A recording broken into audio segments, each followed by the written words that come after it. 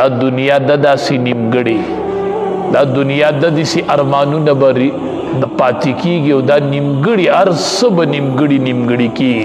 ځکه نبی علیه السلام صحابي ته وایي دنیا کې ژوند تیری او عابر السبیل، داسې ژوند تیروه لکه د لارې یو تلونکی چې په لاره روان وي.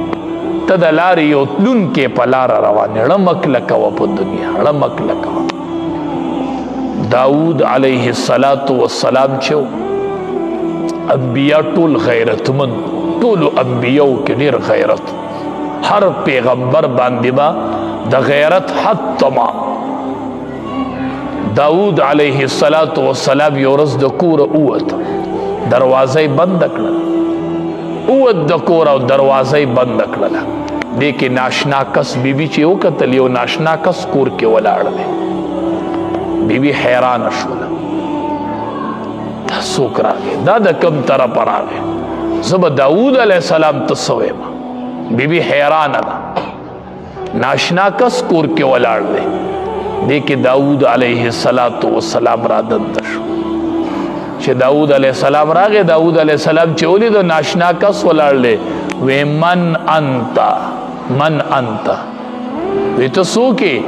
هغه ورته وی انا الذي لا اهاب الملوک، زه هغه کس یم چې زه د بادشاهانو نه یریږم، هغه کس یم چې ما پردي نشي ایسارولی، آبادي مې نشي ایسارولی، د بادشاهانو نه یریږم. لا اهاب الملوک، بادشاهانو نه یره نه کوم، ما ته د بادشاه نه یریږو. داود علیه السلام ورته وی ښه مرحبا مرحبا، ته خو ملک الموت یې چې د بادشاهانو نه یریږي او پردي دې نشي منع کولی، نو ته خو ملک الموت راغلی. مرحبا مرحبا، په خیر علی، بیا خو په خیر علی، بیا خو په خیر علی، بیا خو ته ملک الموت یې. داسې فرشته ده چې د بادشاهانو نه یریږي، داسې فرشته ده چې په آبادۍ پروا نشته.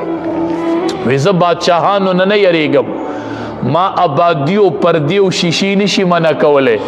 نو داود علیه السلام ورته وی بیا خو مرحبا، بیا خو په خیر علی، بیا خو ته ملک الموت. وی او زه ملک الموت یم او دا فرشته راغلی وه او د داود علیه السلام نه روح اغستو، د روح د پاره راغلی وه، روح یې ترې نه واغستو او واپس لاړله. دا فرشته دا داسې فرشته ده چې د بادشاهانو نه یریږي، آبادي او پردي نشي منع کولی.